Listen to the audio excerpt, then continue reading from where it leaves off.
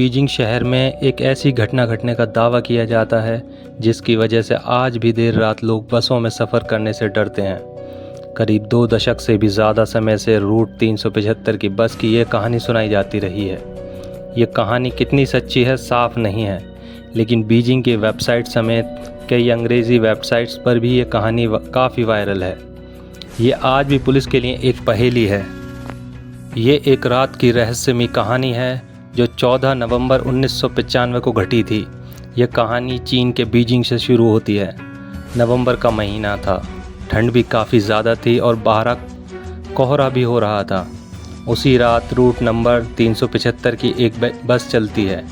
चीन की बस नंबर 375 अपने निर्धारित समय पर योनमिंग हॉन्स बस टर्मिनल से फ्रैग्रेंट हिल्स के लिए निकलती है। बस पूरे यात्रियों से भरी हुई थी और कुछ किलोमीटर चलने के बाद बस से धीरे धीरे यात्री अपने अपने बस स्टॉप पर उतरते चले गए। अब बस पूरी तरह से खाली हो चुकी थी। बस में अब एक ड्राइवर और एक महिला कंडक्टर बच गई थी। फ्रैग्रेंट हिल का सफ़र अभी लंबा था क्योंकि अभी और 7 स्टॉप बचे हुए थे। लगभग आधी रात का समय हो चुका था।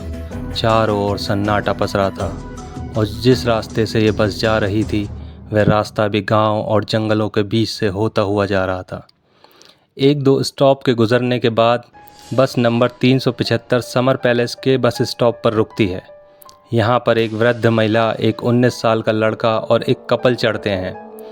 यंग कपल ड्राइवर के पीछे वाली सीट पर जाकर बैठ जाते हैं और लड़का साइड वाली सीट जो बस के गेट के पास होती है पर जाकर बैठ जाता है और वो बूढ़ी महिला उस लड़के के ठीक पीछे वाली सीट पर बैठ जाती है।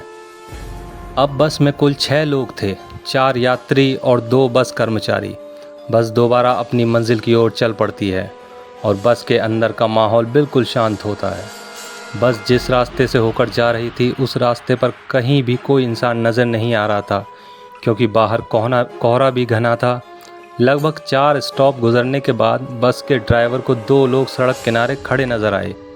यह देख पहले तो ड्राइवर ने सोचा कि बस को नहीं रोकूंगा क्योंकि वह जहां खड़े थे वहां कोई बस स्टॉप नहीं था, लेकिन महिला कंडक्टर के समझाने पर ड्राइवर ने बस रोकी। महिला ने कहा कि ये इस रूट की आखिरी बस है और उन्हें कोई दूसरी बस भी नहीं मिलेगी। बस रुकते ही वो 2 लोग बस के पीछे वाले दरवाजे से अंदर दाखिल होते हैं। मगर तभी हैरान कर देने वाली बात यह हुई कि बस में सफ़र कर रहे यात्रियों और बस कर्मचारियों के होश उड़ गए। उन्होंने देखा कि बस में 2 नहीं बल्कि 3 लोग दाखिल हुए थे। उनमें से 2 व्यक्तियों के चेहरे बिल्कुल सफ़ेद थे। तीसरे व्यक्ति को उन्होंने अपने कंधे के सहारे देकर खड़ा करा हुआ था। तीसरे व्यक्ति का सर नीचे की ओर था, बाल बिखरे हुए थे और उसका चेहरा बिल्कुल ढका हुआ था। तीनों लोगों ने चीन के प्राचीन काल के कपड़े पहने हुए थे। ये तीनों पैसेंजर बस के सबसे पीछे वाली सीट पर जाकर बैठ गए। बस में अशांति न फैले इसलिए महिला कंडक्टर ने लोगों को समझाया। उसने कहा कि हो सकता है ये लोग किसी नाटक कंपनी में काम करते हों और देर रात होने की वजह से घर जाने की जल्दी में अपने कपड़े उतारना भूल गए हों। बस नंबर 375 आगे की ओर बढ़ी। अब बस में कुल 9 लोग सवार थे। बस में पहले जो वृद्ध महिला सफ़र कर रही थी वह बार बार पीछे की तरफ मुड़कर देख रही थी। जब अगला स्टॉप आया तो यंग कपल इसी स्टॉप पर उतर जाता है। बस नंबर 375 फिर से अपनी मंजिल की ओर बढ़ने लगती है। अब बस में कुल 7 लोग थे। अभी भी वे बूढ़ी महिला बार बार मुड़कर उन 3 लोगों को देख रही थी। वे लोग उनको कुछ अजीब लग रहे थे, मगर बस में मौजूद बाकी सारे लोग अपने आप में व्यस्त थे। महिला कंडक्टर ड्राइवर से बात करने में व्यस्त थी। वृद्ध महिला के आगे बैठा हुआ लड़का बस की खिड़की से बाहर का नज़ारा देखने में व्यस्त था। करीब 2-3 किलोमीटर ऐसे ही आगे जाने के बाद बूढ़ी महिला ज़ोर से चिल्लाती है और अपने आगे बैठे हुए लड़के को एक तमाचा लगा कर कहती है कि कहाँ है मेरा पर्स। यह सुनकर महिला कंडक्टर वृद्ध महिला की ओर आती है और कहती है कि आपका पर्स इसने नहीं चुराया, ये तो आपके आगे बैठा हुआ है। लड़के ने भी यही बात बूढ़ी महिला को समझाई, मगर बूढ़ी महिला अपनी बातों पर अड़ी रही और लड़के को पुलिस के हवाले करने की बात कहने लगी। ड्राइवर और महिला कंडक्टर ने वृद्ध महिला को बहुत समझाया, मगर वह नहीं समझी और ड्राइवर को अगले स्टॉप पर बस रोकने के लिए कहा। अब बस अगले स्टॉप पर जब रुकती है तो बस रुकते ही बूढ़ी महिला ने लड़के का कॉलर पकड़कर घसीटा और नीचे उतारा। अब बस वापस अपनी मंजिल की ओर निकल गई। अपने साथ हुई इस घटना से लड़का बहुत परेशान हो चुका था। लड़के ने बूढ़ी महिला से बोला कि मैंने आपका पर्स नहीं चुराया और आपके गलत इल्ज़ाम की वजह से मेरी ये आखिरी बस भी छूट गई। अब मैं घर कैसे जाऊंगा और आप मुझे कौन से पुलिस स्टेशन लेकर जा रही हैं, क्योंकि यहाँ अगल बगल में कोई भी पुलिस स्टेशन नहीं है। तभी बूढ़ी महिला ने एक गहरी सांस ली और उसके बाद लड़के से कहती है, मैंने तुम्हें पुलिस स्टेशन ले जाने के लिए बस से नहीं उतारा और ना ही तुमने मेरा पर्स चुराया है। ये इल्ज़ाम मैंने तुम्हारी जान बचाने के लिए लगाया था। यह सुनकर लड़का बुरी तरह चौंक जाता है। आपने मेरी जान बचाई? कैसे बचाई? वृद्ध महिला कहती है, याद है तुम्हें वे 3 व्यक्ति जो बस में आखिर में चढ़े थे? मैंने पूरे रास्ते उन पर नज़र रखी हुई थी। मुझे शुरू से वे लोग अजीब लग रहे थे। रास्ते के दौरान जब मैंने उनकी ओर देख रही थी तो उनके कपड़े तेज़ हवा के कारण थोड़ी देर के लिए हवा में उड़े। यह देखकर मैं डर गई क्योंकि उनके पैर ही नहीं थे और मुझे अपनी आंखों पर विश्वास नहीं हुआ। ऐसे लगा जैसे मैंने कोई सपना देखा।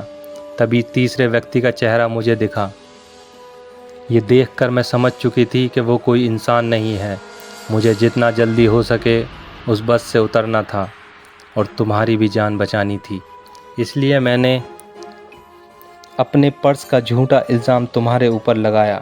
यह सुनकर जब लड़के ने उससे पूछा कि यह बात आप ड्राइवर और कंडक्टर को क्यों नहीं बताई, तो बूढ़ी महिला ने बताया कि उन्होंने उसकी इस बात को गंभीर रूप से नहीं लिया और कहने लगे कि आपको आंखों का धोखा हुआ है।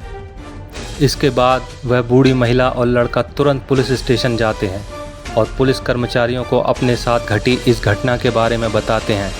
लेकिन पुलिस कर्मचारी उनकी बातों पर यकीन नहीं करते और उन्हें घर जाने की सलाह देते हैं और साथ में पुलिस यह आश्वासन देती है कि अगर इस तरीके की घटना हुई है तो उसके ऊपर पुलिस कार्रवाई ज़रूर करेगी।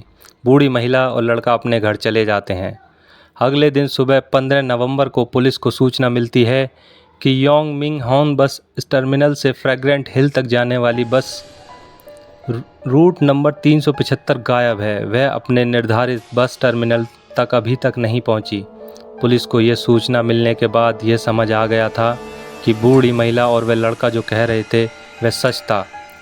तुरंत पुलिस बूढ़ी महिला और लड़के को पुलिस स्टेशन बुलाती है और उनकी बताई बात को रिकॉर्ड करते हैं। देखते ही देखते पूरे चीन के बीजिंग शहर में ये खबर आग की तरह फैल गई कि रूट नंबर 375 की बस गायब है। पुलिस की काफ़ी मशक्क़त और छानबीन करने के बाद भी बस नंबर 375 की कोई जानकारी नहीं मिल रही थी। यहाँ तक कि पुलिस ने सारे CCTV कैमरे खंगाल मारे मगर कहीं भी उस बस का नामो निशान नहीं था। 16 नवंबर को पुलिस को सूचना मिलती है कि एक बस नदी में गिरी हुई है।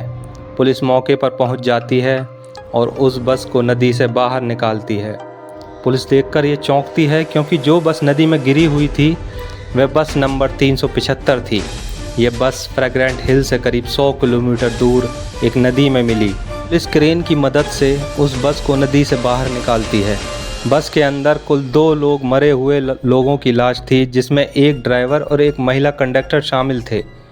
चौंकाने वाली बात यह थी कि उन दोनों की लाशें बिल्कुल ठीक थी, लेकिन बाकी की 3 लाशें पूरी तरह सड़ चुकी थीं। उन लाशों से बहुत बदबू आ रही थी। अभी तो और भी बहुत सारी चीज़ें चौंकाने वाली थीं। डिपो से संपर्क करने पर बताया गया कि बस में इतना फ्यूल नहीं था कि वे 100 किलोमीटर तक आगे जा सके। जब पुलिस वालों ने बस के फ्यूल टैंक को खोलकर देखा तो फ्यूल टैंक ताज़े खून से भरे हुए थे। रूट में जितने CCTV लगे हुए थे उनमें से एक भी CCTV में वो बस कैद नहीं हुई।